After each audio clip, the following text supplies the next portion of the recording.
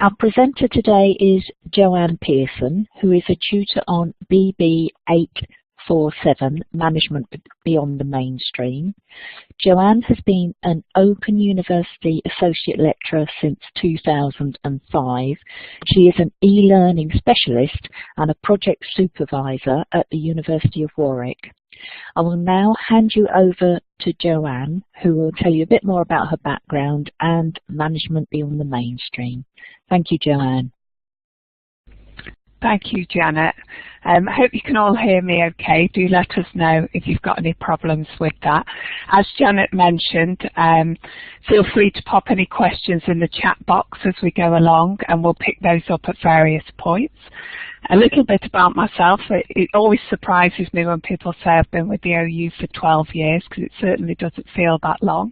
Many of those years initially were part-time. I worked for IBM in a variety of roles for over 16 years, working internationally there, working with lots of clients who are very much looking for beyond the mainstream solutions to a lot of their problems.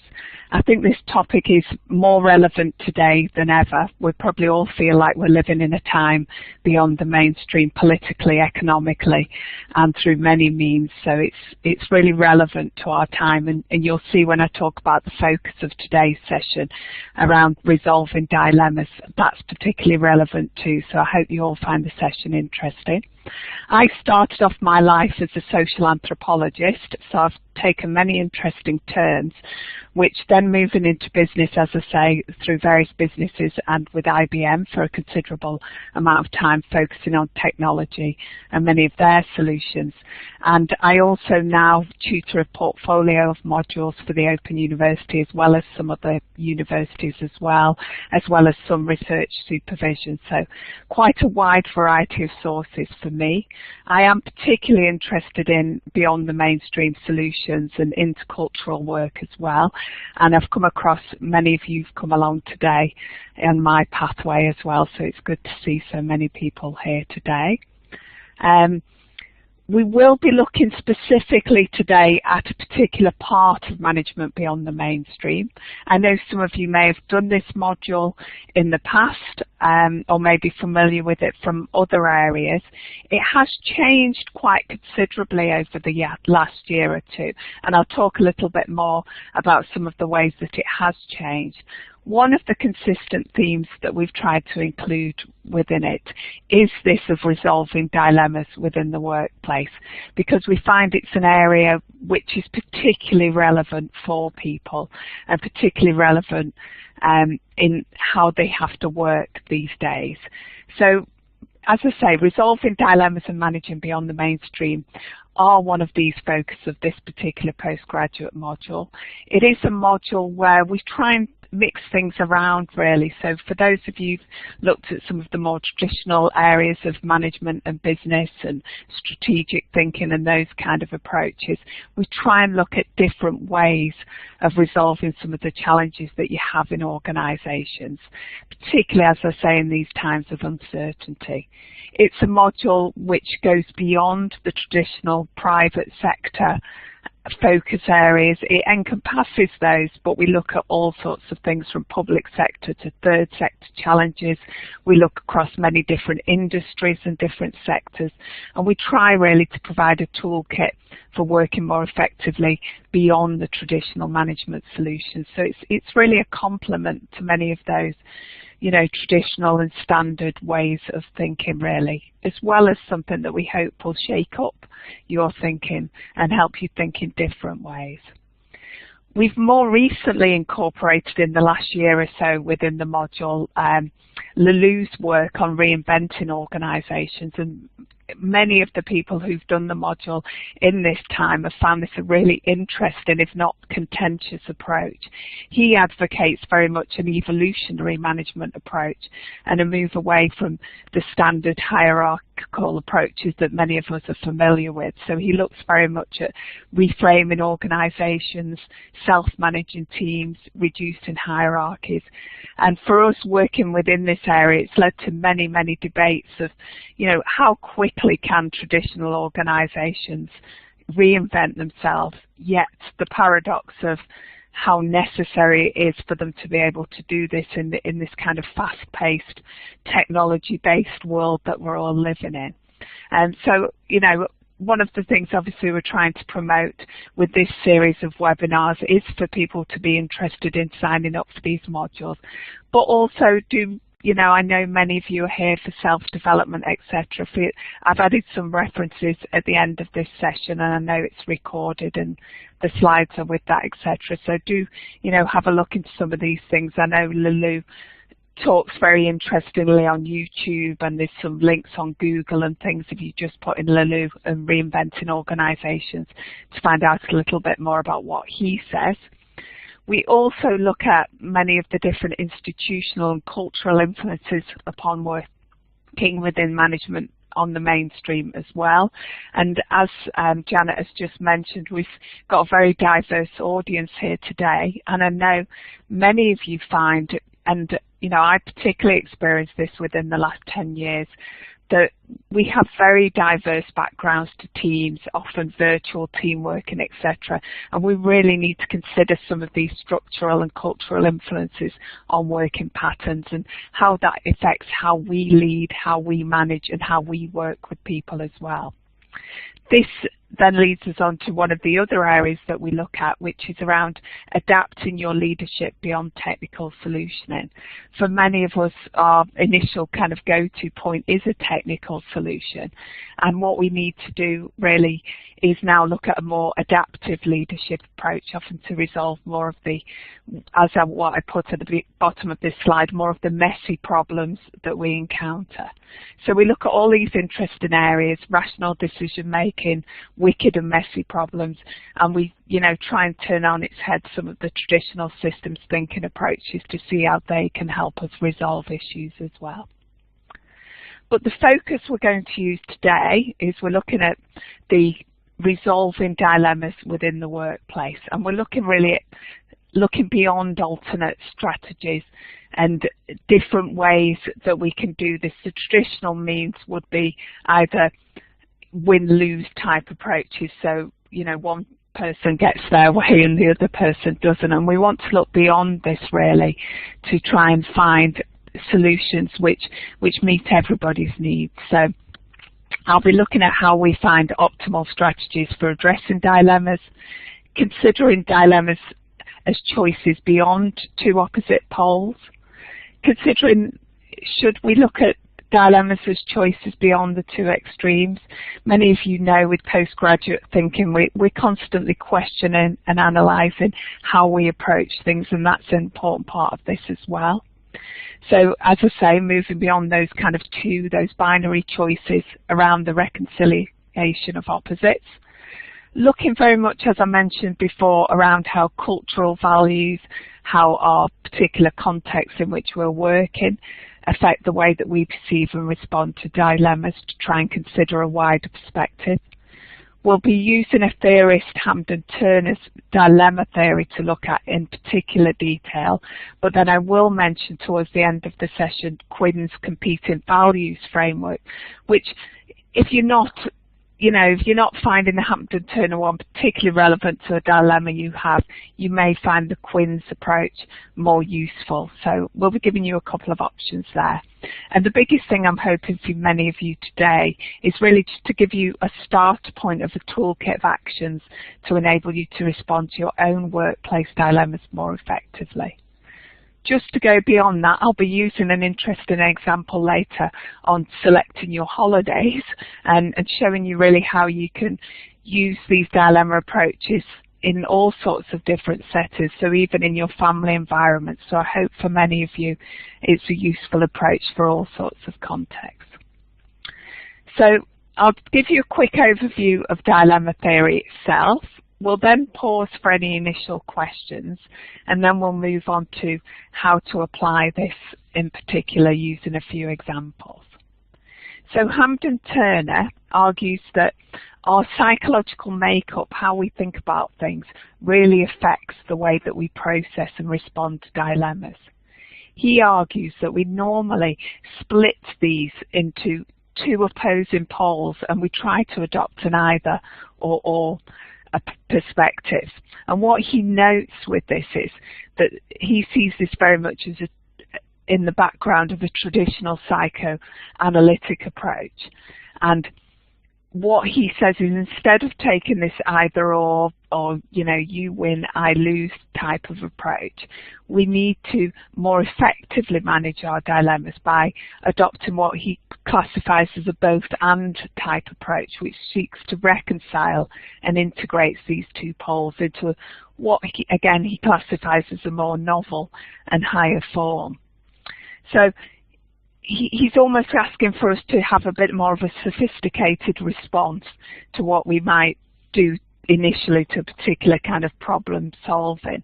So instead of seeing dilemmas as mutually exclusive and independent poles, he wants us to think about these as interdependent aspects of a single underlying issue.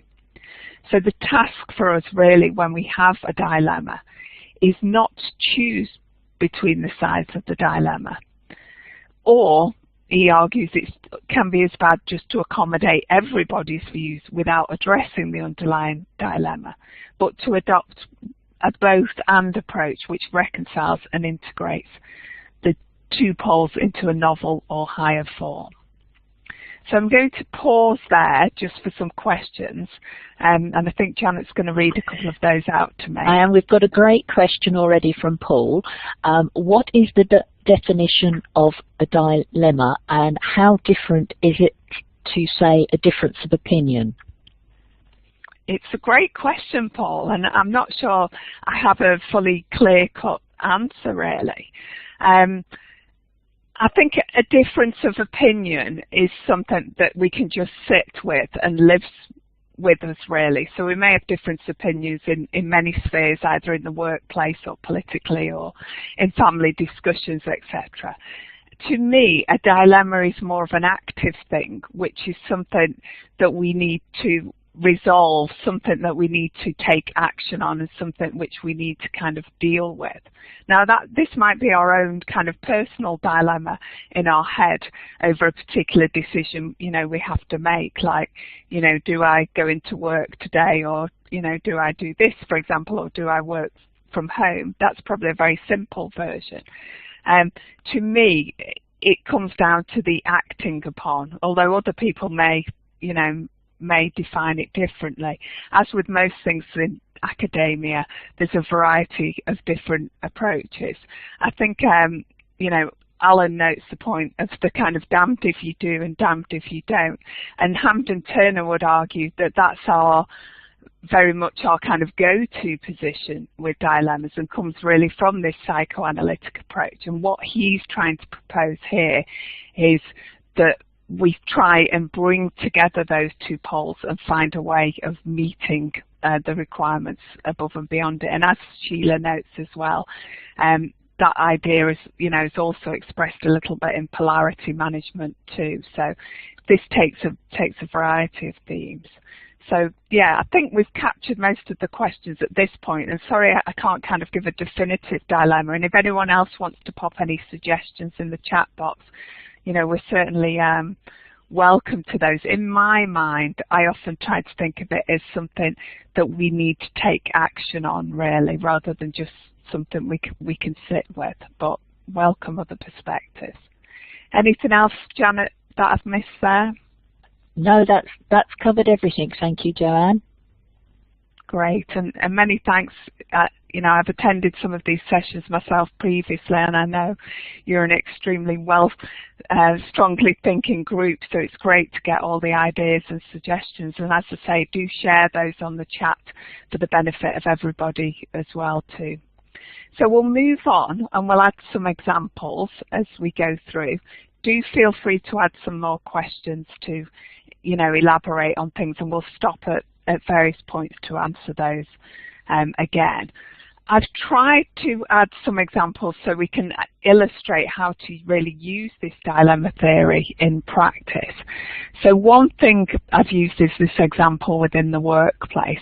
So for many of us who work within teams or are managers, leaders, etc., or are in that particular position, often find we have this dilemma in the workplace where we want to give our employees and people around us more autonomy and trust them to do their work more effectively, because that enables us to be more productive, to delegate more effectively, and to get on with the particular work that we have. However, within many organisations, we also want to monitor our employees closely. We often have targets to meet, performance management systems. We want to know what they're doing, how effective they are, both as employees, and how effective the processes and systems they're working in are as well. So we end up having this huge dilemma between the autonomy for the employees and the control which is needed around the particular measures that we need to do and see how the effective things are working. And I'm sure that's a familiar situation for many of you. And I'm sure you've been on both sides of it. You know, you've probably thought, I don't need this close monitoring, I shouldn't need this much measuring and reporting in, etc. But then you've probably also thought, actually, I'd like to, you know, have these employees able to do this, this and this without them constantly needing reassurance or guidance or contact with myself. So, as I say, you probably experienced both sides of the dilemma here, and we would consider each side as a horn of the dilemma and consider, you know, is there a response which tries to attend to both sides but satisfies neither, and whether our responses oscillate and kind of move between two poles of the dilemma. So what we need to do really is consider, how do we resolve the dilemma? And I've put up a template dilemma chart here, which I'll talk a little bit about this particular dilemma whilst I'm also illustrating this for you, but I wanted to put this up so, you know, so many of you could use this to kind of sketch things out yourself, etc., and that kind of thing as you move on in future. So with this particular type of dilemma, you know, we might think, okay, if we have control over one particular spectrum and we have that particularly high up here, as hopefully you can see my little sun, the problem with that is we then end up with a bit of low autonomy, which if we have that along the horizontal spectrum across the bottom, that's not very good for us then really. We're going to be spending an awful lot of time supervising people. Whereas if we give people an awful lot of autonomy, perhaps over here on the far right hand side, then we've not really got much control over what they're doing, and it may be at the end point of a project or a particular milestone or task of work that needs to be completed. We realise they're not doing it quite to the requirements that we wanted them to do it for. So ideally, we want to find a way of working together to get some kind of happy medium where really we're more up in this top right hand side really, with a balance between autonomy and control. Now what we might find is that's too much. There's too much control, too much autonomy. So we may want to move along this kind of squiggly line to find the right amount, and that would very much vary depending upon what type of context you work in, what kind of environment it is, whether it's very hierarchical, whether it's perhaps a matrix structure, you know, those kind of things, etc. So it's quite a, you know, there's no one solution to this. It's not a case of me saying, well, the answer is this. For that particular kind of issue, it's more about finding a means of working through the dilemma and finding a solution that's particularly relevant to your particular context.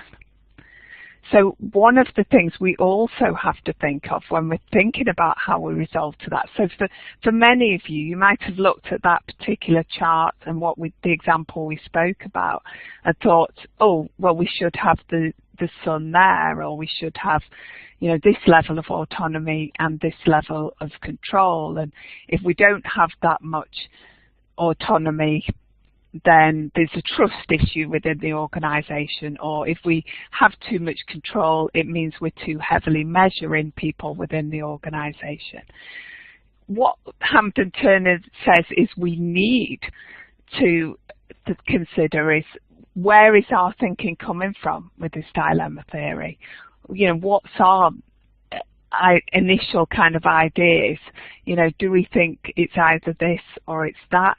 You know, which option would we almost naturally select without thinking about it? He then wants us to question that and say, is it what we think is a rational choice, or does it reflect our particular values, our preferences, our way of understanding the world, our cultural perspective? And really we argue, I think, with Hampden-Turner's perspective that all of these factors very much come into play, which is why you may find somebody from a different context, even when you're working with a client, for example, from a different organization or a supplier, or you're working across organizations, or you've moved from one job to another job, you start to realize how these differences in resolving dilemmas come into play. And then we need to consider that in how does this impact the dilemmas and challenges we face in particular. So I'm going to move on to constructing a dilemma chart after using that example with a slightly different example, but just again opening the floor really for if anybody's popped any questions within the chat, Janet, or any points for us to elaborate. A lot of discussion. Steve says, is there in any industry or geographical region where the concepts are being used more so than others? I'm not sure if you've got an answer for that one, Joanne. Well, I think it's the way the styles of the concepts are used, and possibly also, you know, the language that we're perhaps discussing it within here. Also, obviously, we're talking about this from a cultural perspective.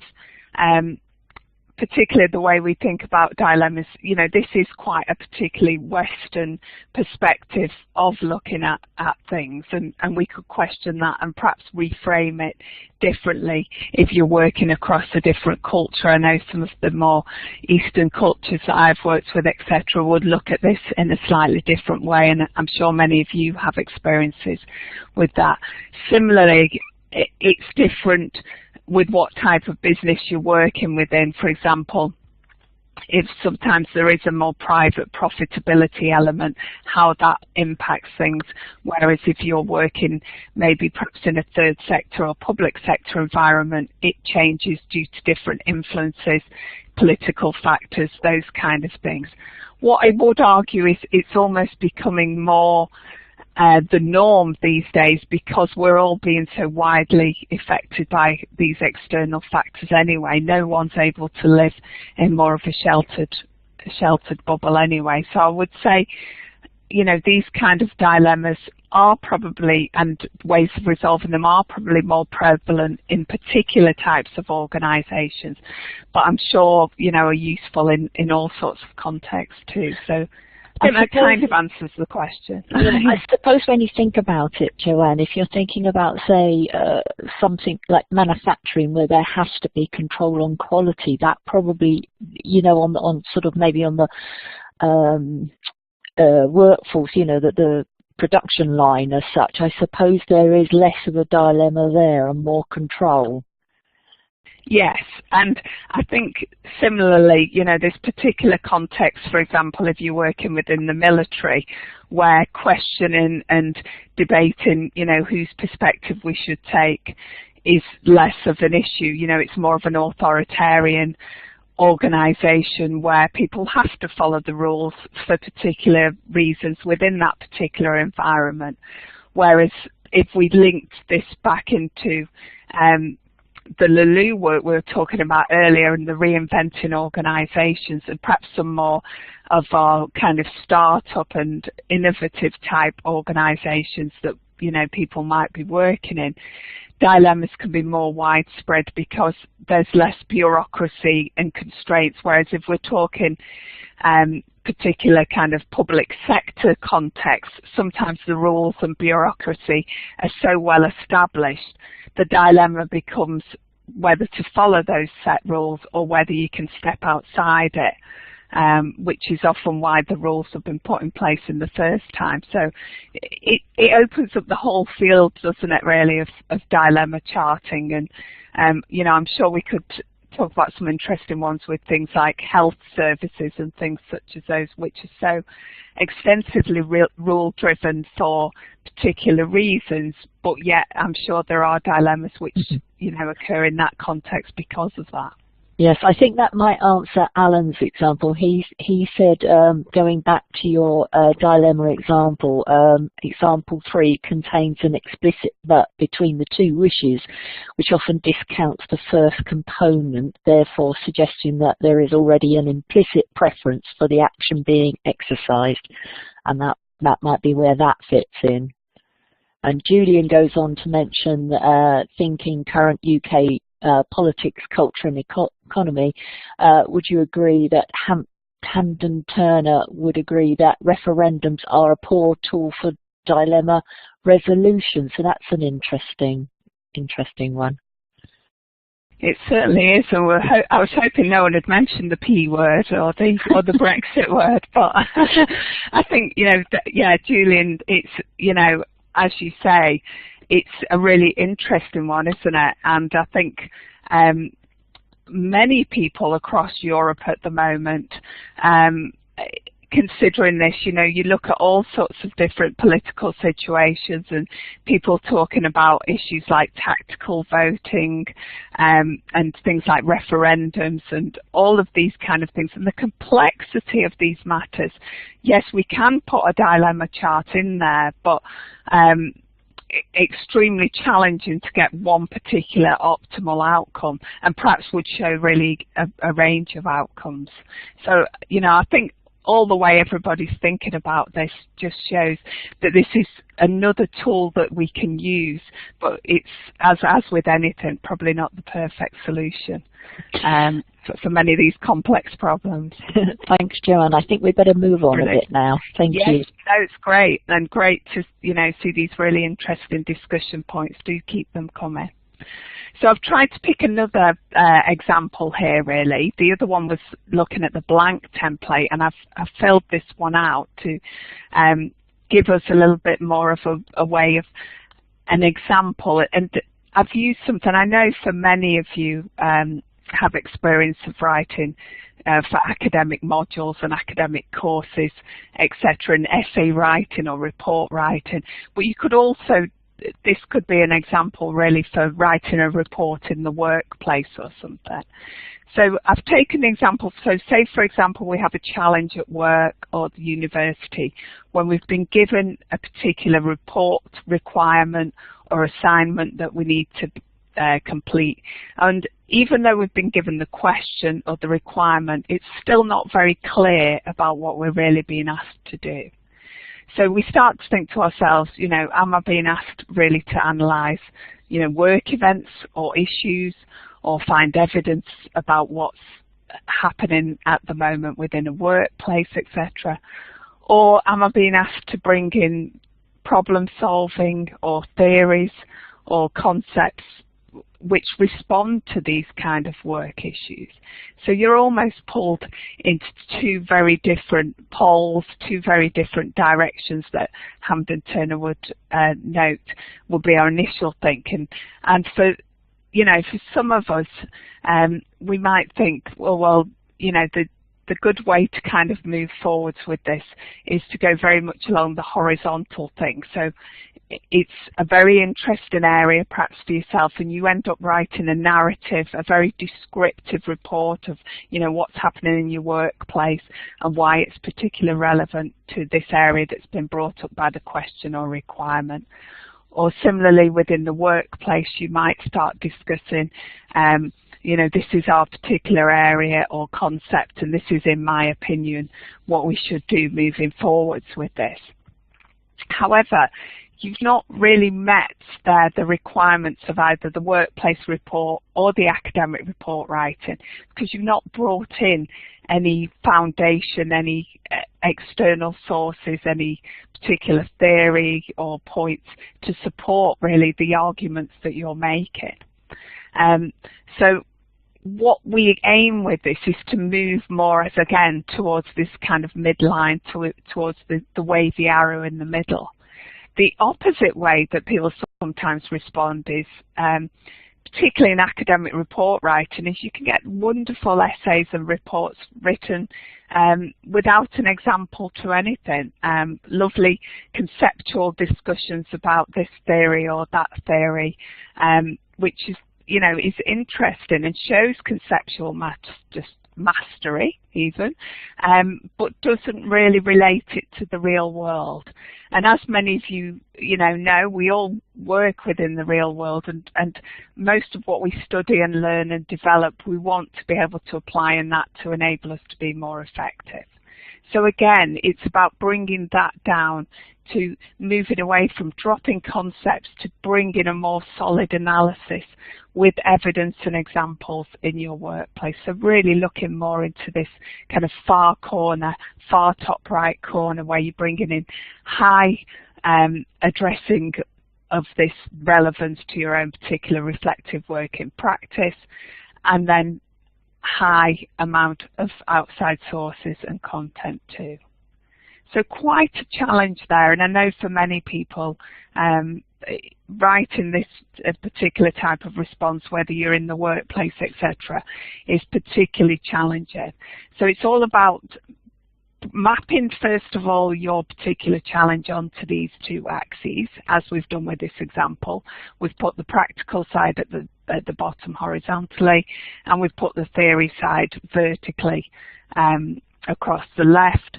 And we're trying to use, this area in the middle. This is where, it works best, whether you're doing it pen and paper or online. Get your scribbles in there and just see how it could work, what particular solutions. And you might want to take this kind of dilemma chart further and add in, some arrows yourself or some boxes to explain of how you could make this particular work, really. So the midpoint that we've got here, what we call concept dropping, is where there's some discussion of the theory and some account of practice, but there's a disconnect between them all, which is why we then talk about moving towards this top point. So instead of thinking that you'd have to, with this, do an either-or particular approach, we'd say it's very much an interdependent dilemma, where finding the optimal solution is by bringing together the two issues. So we call this the wiggly arrow, we call this top point almost the union of opposites, where we're bringing together both of the perspectives to make a more kind of optimal end point. So what we hope with that kind of dilemma and reaching that end point is really you've brought together both particular sides of that point. So I hope you found that an interesting and relevant example too. I'm going to do a little bit more, give you a few more examples around creating your own dilemma chart, and then I'll open it up again for some further questions on any challenges you think you might have with that, etc., any thoughts, etc. So as we did with the dilemmas that we've talked about, the first thing you need to do is kind of a brainstorm and identify and analyze the tensions or polarities which have been running through the discussions about the problem. So in this sense, going back to our initial questions from people, a dilemma really is a problem which has got particular tensions or polarities which we're experiencing with that. So firstly, identify and analyze, because you may have a dilemma that you don't need to resolve, but in this case, we're finding one that we're keen to resolve in the workplace or wherever. The first thing then is to choose the most controversial polarities, to choose the two true opposites with that. And to give an example for this, really, I was speaking with Janet before the session, and one of the examples we talked about, which I hope is relevant to many of you, is thinking about going on holiday.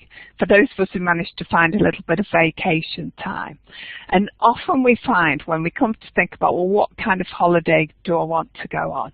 Not if you need to go with your family or your friends, etc., not all of you would initially think, that your idea of the holiday is the same idea as everybody else.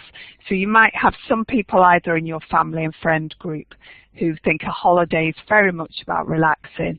It's about time on the sun lounge, or time in the beach, you know, just having a nice gentle time, reading a book, etc. For others of you, you might think that your idea of a holiday is something active. It might be about learning a new skill. You know, you might be off scuba diving. You might be off walking, something very, very different.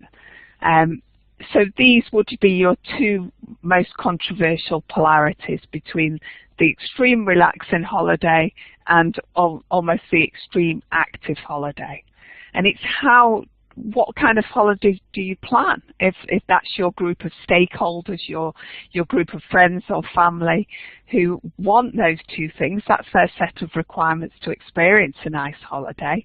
How do you meet the needs of both of those types of people? So the first thing you do is you draw up your dilemma chart, and you have those two as your opposite kind of poles. It's very important, Hampden-Turner argues, that you use in the chart the terms and phrases that you and the other protagonists, or family or friends as we like to call them in this example, use to characterize your opponent's position.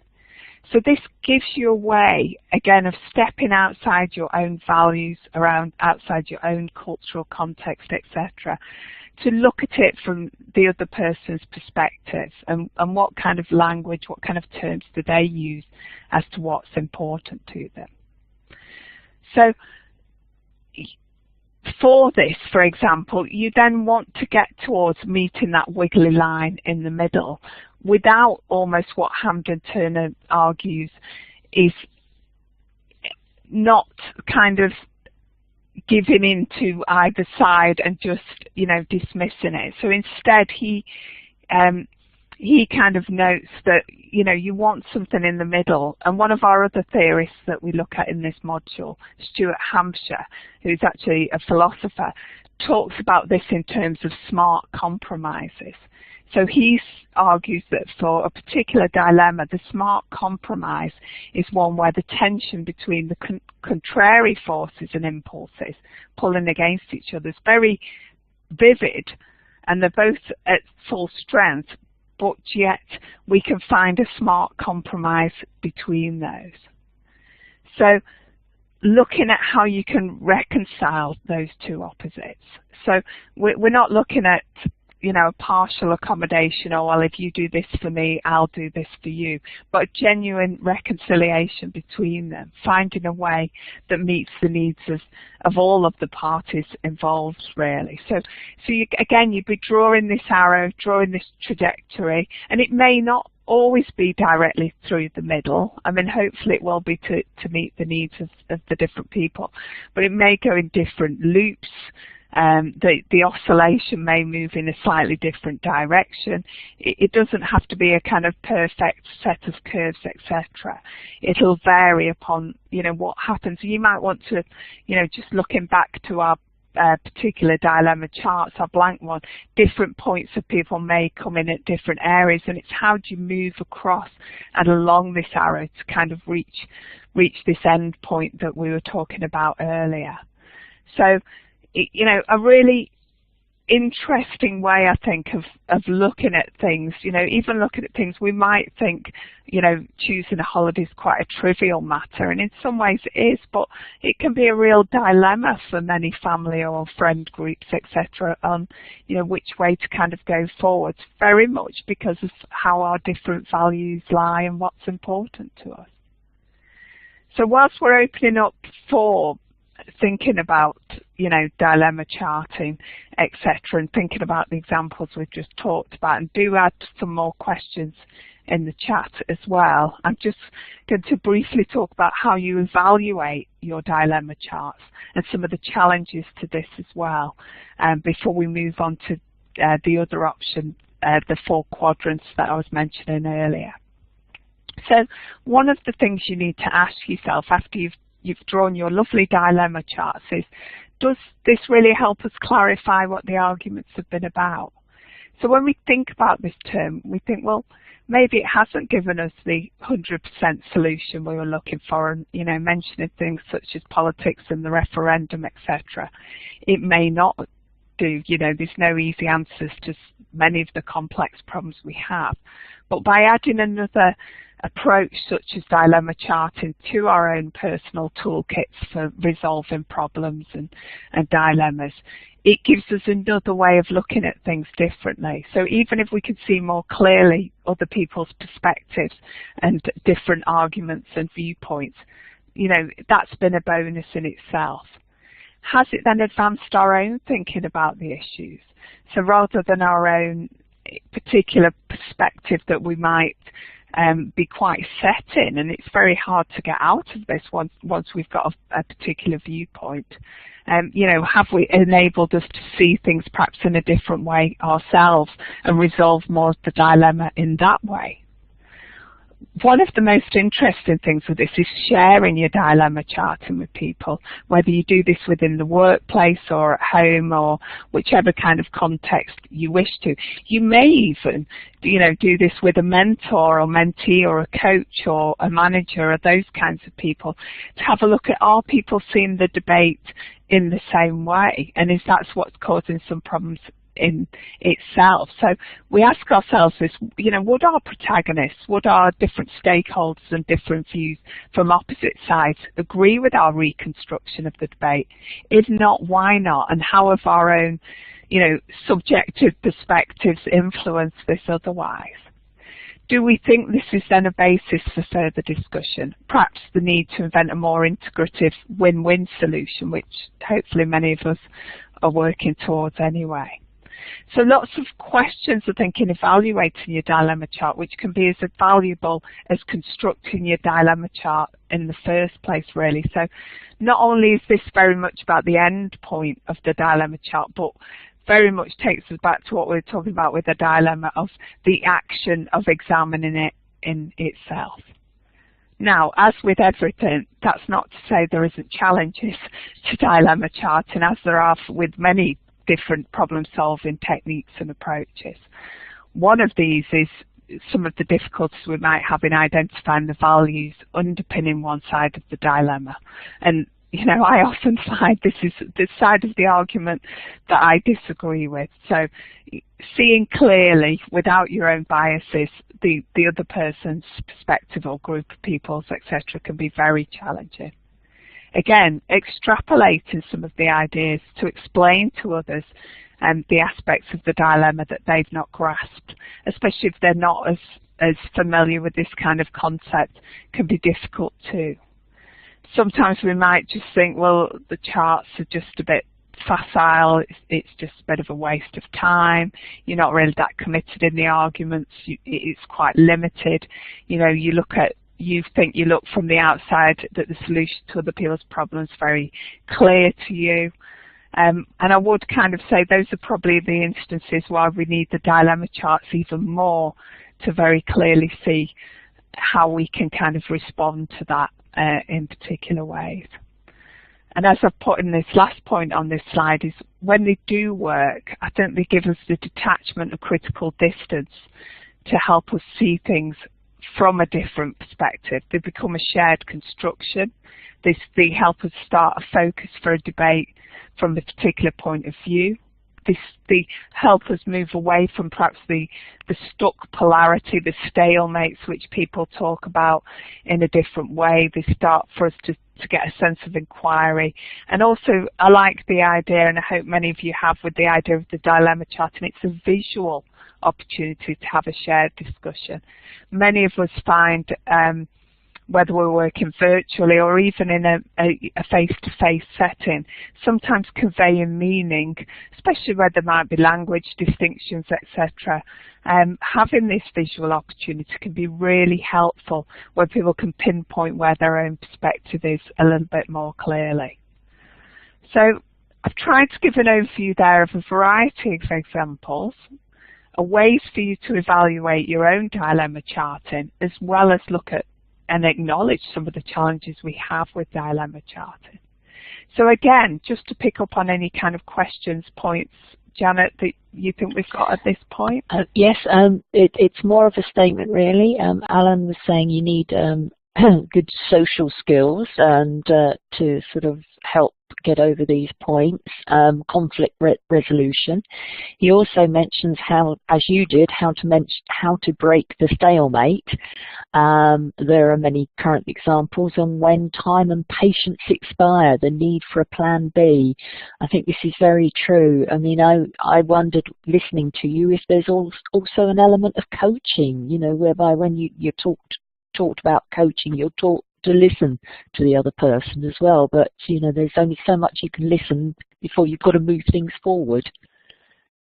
Yeah, no, I think that's very true, and I think, you know, this can be very useful as a reflective tool as well as a participative tool, and as you say there, Janet, and as we talked earlier, use it in some kind of coaching or mentoring relationship or supervision type relationship, or with managers, etc., or, you know, people you're working closely can help you see things.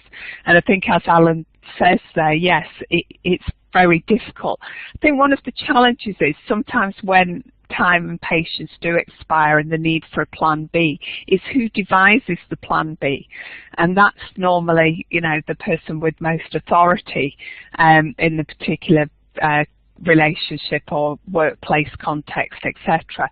Then they may not always be the person who has the most knowledge about the particular dilemma or issue. And it's often we find this with change management, with a lot of issues that we get within the workplace. Problems are resolved on very much hierarchical basis. The people at the top of the tree, so to speak, make the solutions, and there's often not sufficient consultation or dilemma charting or whatever kind of approach you wish to undertake prior to that. And it's them that we run into problems because we've not considered the different perspectives and viewpoints, etc. And I think, you know, some excellent points, and Ross has just put up there, understanding priorities is an important part of the resolution. It certainly is, but I think going back to Alan's point, how long do you carry on doing that? And that's where the real challenging questions ask for. It's as with any kind of dilemma, or when you start to then consider overlapping into change management, how long do you consult for? Is it the 80-20 rule that you've got 80% of your ideas up front anyway? You know, all of these things differ, don't they, in different environments and different contexts, and it depends upon the disparity of ideas and diversity of backgrounds, which, you know, can help give a better solution anyway. But I think, you know, I think really great ideas and questioning and suggestions, and these kind of techniques are ones to be questioned and to be adapted and used in optimal ways as well by, you know, by yourselves too. So, you know, I hope that's been of use. And as I say, if you've got any more questions, etc., yes, Emmanuel. Sorry, Emmanuel has said where he works or where she works, the save time. I'm sorry, I can't quite read the writing, but it's the time. Bear with me. The messages just jumped up. There is usually the approach that implement both options, and then whichever works is whichever one works is adopted. So they do sort of put two different options up, I think. Yes, and Alan says he's getting the value of widespread and constant use of the developing techniques of reflection. Thank you, Emmanuel. He's put to save time. Sorry, I misread that. Yeah. Okay. Yeah, no, it's all good. And I mean, it's great if you've got a workplace where you're able to do that. I think for many of us, boundaries are probably a little bit more rigid, really. And, you know, we have to often try and find a way between the either or. So, no, great, excellent.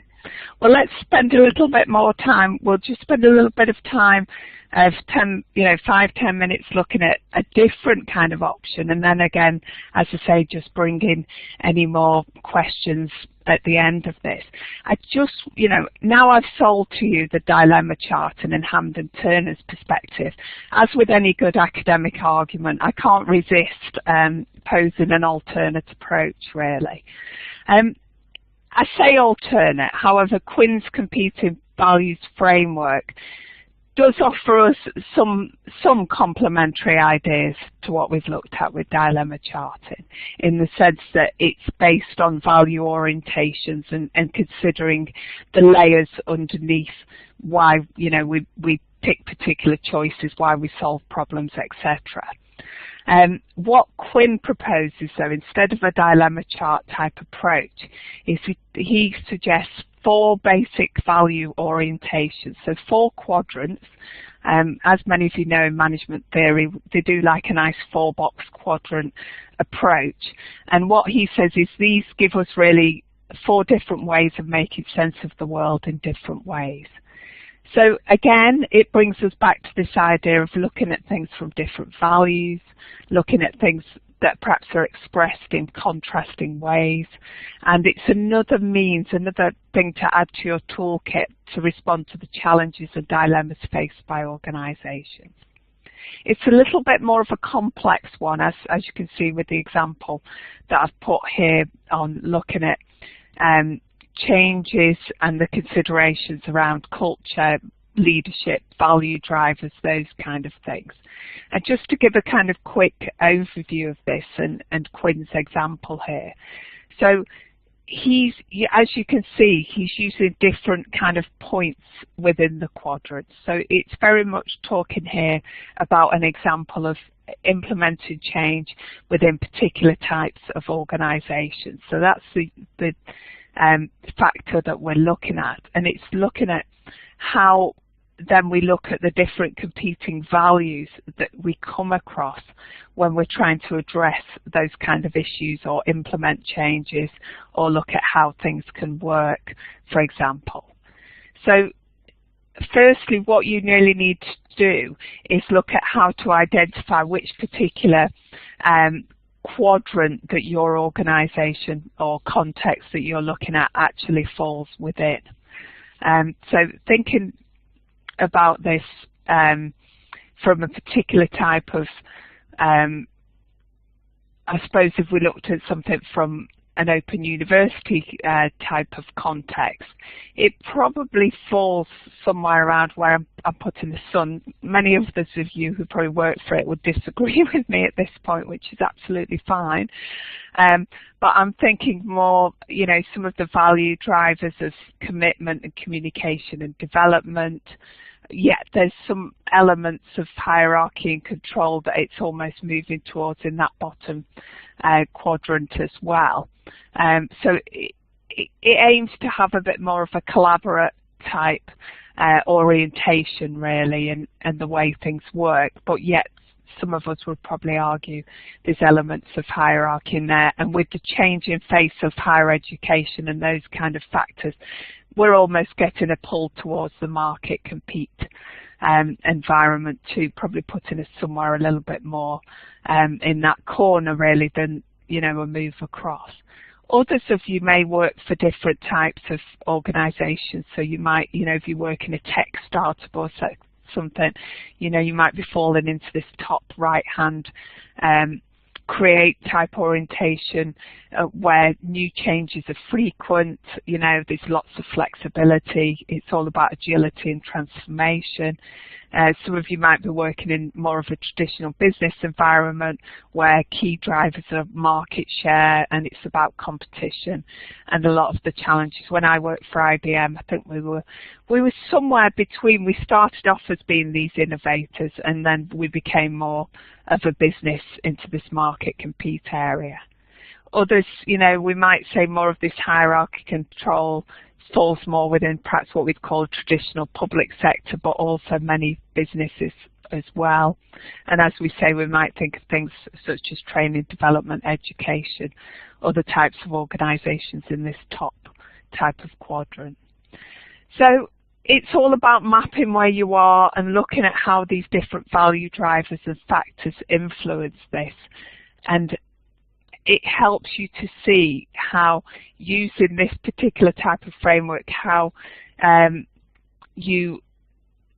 things work and how you would implement changes or resolve dilemmas or resolve problems.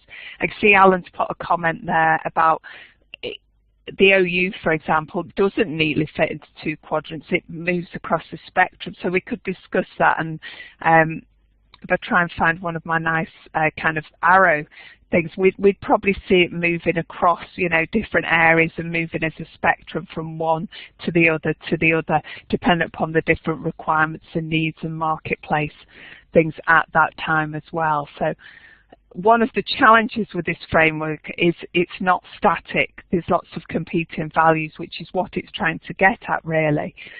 But yet the framework in itself can add some further complexity in trying to resolve these, and perhaps not as simplistic in some ways as the other, you know, the other framework that we've talked about, the looking at the traditional dilemma charting, etc.